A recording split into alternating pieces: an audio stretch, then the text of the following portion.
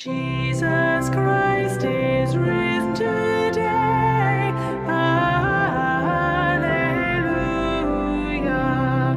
A triumphant holy day. Alleluia. Who did once upon the cross. Alleluia. Suffer to redeem our loss. Alleluia.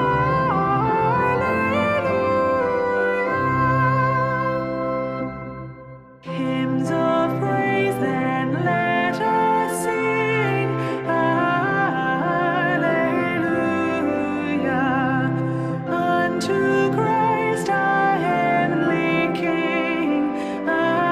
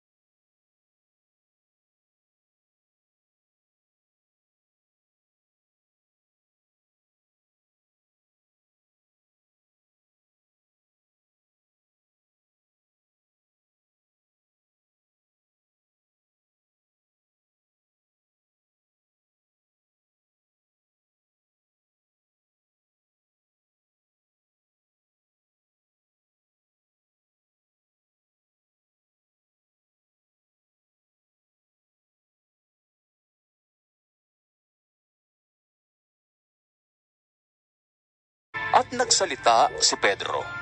Ngayon ko lubusang nauunawaan na walang itinatangi ang Diyos.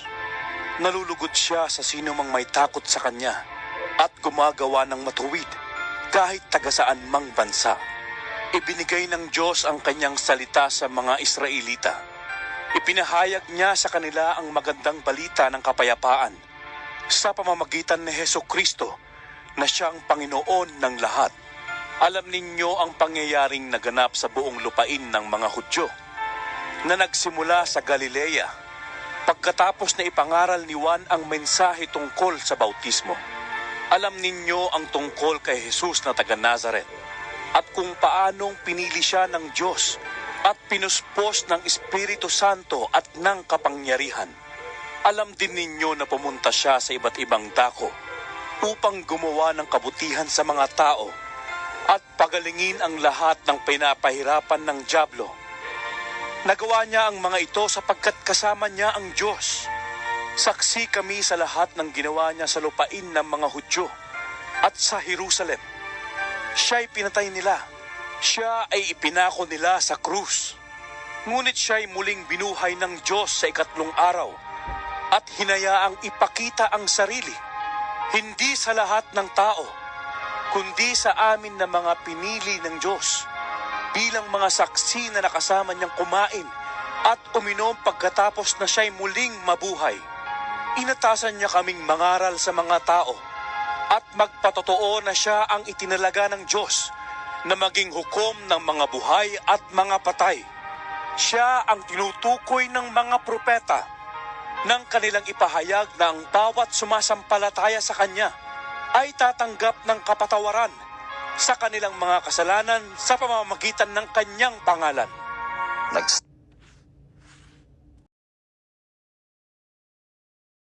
Yamang binuhay kayong muli na kasama ni Kristo, ituon ninyo ang inyong pag-iisip sa mga bagay na nasa langit na kinaroroonan ni Kristo na nakaupo sa kanan ng Diyos. Ang mga bagay na panlangit ang isaisip ninyo, hindi ang mga bagay na panlupa, sapagkat namatay na kayo at ang inyong buhay ay nakatago sa Diyos kasama ni Kristo. Si Kristo ang inyong buhay, at kapag siya'y nahayag na, mahahayag din kayong kasama niya at makakahati sa kanyang kaluwalhatian.